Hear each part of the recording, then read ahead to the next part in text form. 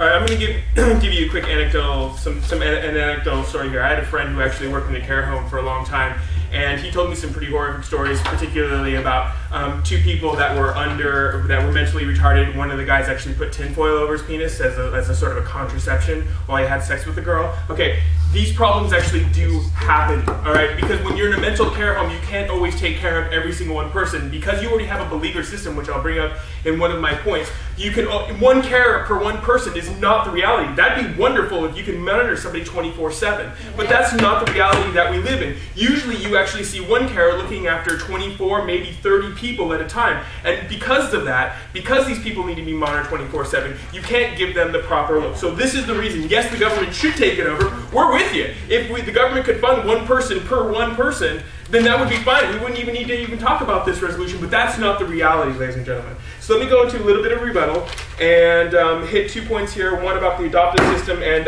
how this will actually lift a drain on the system as far as governmental funds. First off, no, thank you.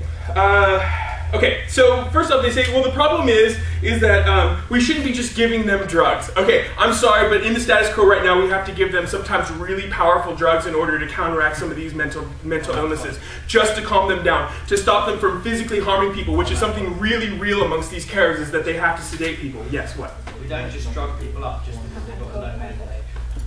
Actually, we do drug people up. We drug people up. In fact, we actually drug kids up as well, which is a completely different debate, but that's besides the point. Let's go on. No.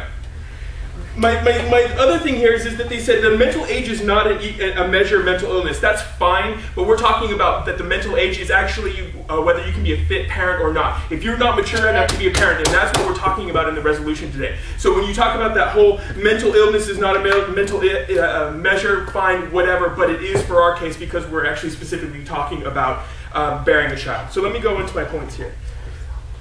First off, this is a harm to society because we already have a beleaguered adoptive system. First off, we have a strain on the service already. Statistics actually have shown that children that go through the adoptive system tend to actually not be as great to society as possible. Some of them turn out to be wonderful people. I'm not saying that they all turn out to be bad kids. What I am saying, though, is statistically speaking, that these actually kids have a higher risk of actually turning out not to be wonderful people.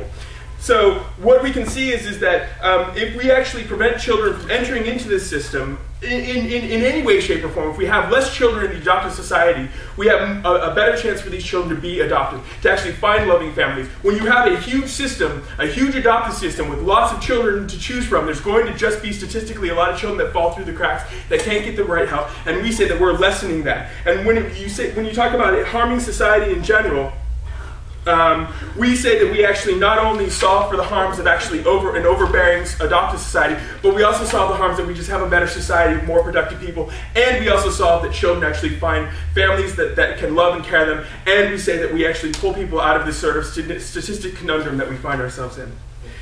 Let me go into my second point. Now, this might be construed as my first point, but I'm going to delineate or just parse it a little bit. And then talking about the drain on the system, right? My first point was just talking about the societal harms. Now I'm talking about the fiscal idea of like governmental policy. If we can lessen the drain to put more money towards like social services and things like that for adoptive care, we can find that money will be diverted to other places, which we think is a really good idea. Because instead of actually draining on all of these on this adoptive system, what we can do is we can find the government will be able to actually fund really great programs for kids that actually do exist, that are actually in the here and now, and that government in general will actually be better as a result. Now there's a net benefit because this actually progresses governmental policy, because the more money that you have, the more the government can do sort of funded things that are great for society in general, like schools and playgrounds and things like that. But also, we also solve for the problem that this actually, we solve for the problem of where the money actually goes.